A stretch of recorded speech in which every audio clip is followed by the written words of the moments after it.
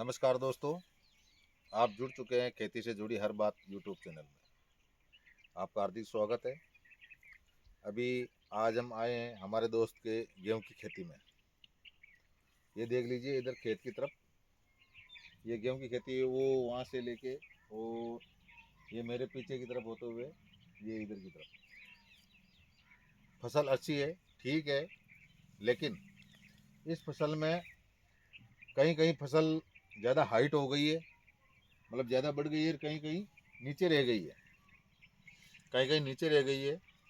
तो ये जगह जगह मतलब ऊपर नीचे ऊपर नीचे ऊपर नीचे हो रही है। इसकी वजह क्या है? इसकी वजह ये है कि इन्होंने जो गेहूं की खेती बोने के बाद पानी दिया, वो पूरी ज़मीन में एक जैसा पानी नहीं लगा। कहीं पानी ज़्यादा गिरा तो कहीं कम रह गया। जहाँ पे पानी कम रहा वहाँ पे फसल छोटी रह गई, और जहाँ पे भरपूर मात्रा में पानी मिला वहाँ पे ये फसल बड़ी हो गई। जैसे मैं यहाँ जहाँ खड़ा हूँ ये फसल बड़ी है, और मेरे पीछे की तरफ है वो फसल थोड़ी इससे छोटी है। मतलब आप सीधा सीधी ये बोल सकते हो कि 4 से 5 इंच इस फसल से पीछे की तरफ वाली फसल थोड़ी सी छोटी है। इसकी वजह यही है कि इसमें भरपूर मात्रा में पानी नहीं मिला, और इस फसल पे यहाँ पे जो है मैं खड़ा हूँ यहाँ पे अच्छा पानी मिला तो ये बढ़ोतरी होगी। चलो ये बात क्लियर हो गई कि जहाँ पे सिंचाई कम हुई है वहाँ छोटा रह गया, और जहाँ पे सिंचाई अच्छी हुई है वहाँ बड़ा हो गया। अभी हम आपको नेक्स्ट पॉइंट ये बता रहे हैं कि फसल पकने के लिए ज़्यादा अभी टाइम बाकी नहीं है।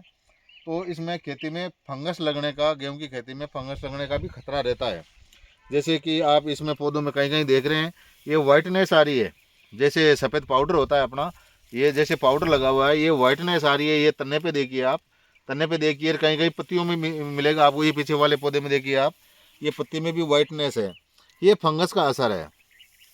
तो ये फंगस क्यों होता है? फंगस इसलिए होता है कि ज़्यादा नमी रहने से, मौसम के हिसाब से, ज़्यादा मौसम ठंडा होने से और बादल वगैरह छाए रहने से ये फंगस हो जाता है। तो फंगस की वजह से कभी कभी फसल को नुकसान ज़्यादा हो जाता है, कभी कभी नहीं भी होता है। तो इस फंगस का इलाज ये है कि इसमें आप फंगस का स्प्रे कर सकते हैं। जैसे एक लियोसिन स्प्रे आता है, या आप देसी नुस्खे में ले लें तो आप गौमूत्र का छिड़काव कर दीजिए, उसके साथ में वेस्ट डिकम्पोजर मिला दीजिए, और उसको मिक्स करके और आप स्प्रे कर सकते हैं तो फंगस ख़त्म हो जाएगा। और कभी कभी क्या है, मौसम लगातार ठीक रहने से फंगस ऑटोमेटिक कम रहता है तो ऑटोमेटिक ठीक हो जाता है। तो जिस भाई को अगर फंगस का दिक्कत है वो जाके चेक कर सकते हैं कि अपनी खेती में, और जिसको ज़रूरत है वो स्प्रे भी कर सकते हैं। और खेती पकने वाली होती है उस टाइम क्या है, गेहूं की खेती में पोटाश की कमी हो जाती है, तो उससे भी थोड़ा नुकसान होता है। तो पोटाश को NPK 0050 आता है, उसका छिड़काव कर सकते हैं आप। तो वो पोटाश की मात्रा पूरी कर देता है। पोटाश की मात्रा की कमी क्यों होती है कि जैसे इस खेत में मैं लगातार 3 से 4 साल तक लगातार इसी खेत में गेहूँ करूँगा, इसकी जगह नहीं बदलूँगा, तो उसमें क्या है, ये पोटाश की कमी हो जाती है, तो उसमें फसल थोड़ी कमज़ोर पड़ने लग जाती है। तो भाइयों ध्यान रखिएगा। और इसमें अभी पकने के टाइम पे ज़्यादा चूहों का भी प्रभाव होता है, तो वो फसल को काटना शुरू कर देते हैं, जगह जगह बहुत काट देते हैं। तो चूहों का भी ध्यान रखिए। अगर चूहे काटना शुरू कर दिए तो चूहे मारने की जो दवाई है हर जगह मिल जाती है, वो आप उसको गेहूं के आटे में मिलाकर जगह जगह 30 फीट से 40 फीट दूरी पर कटोरी में रख सकते हैं, या अपना जो मिट्टी का दीपक आता है उसमें रख के मिला के रख सकते हैं। लेकिन बच्चों से दूर रखें। कहीं आपके बच्चे आसपास घूमते हो तो आपको ध्यान रखना कि बहुत बच्चों की पहुंच से दूर रखें, ताकि बच्चे उस दवाई तक ना पहुंचे, और आप अंदर छुपा के रख सकते हैं। चूहा वहाँ तक पहुँचेगा, उसको खाएगा और ख़त्म हो जाएगा।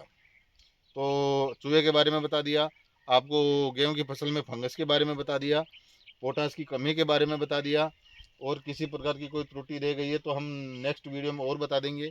कोई भाई कमेंट में और अलग से कोई जानकारी जानना चाहता था तो उसके लिए हम अलग से वीडियो बना देंगे, लेकिन वो कमेंट करेंगे तभी बताएंगे। धन्यवाद दोस्तों।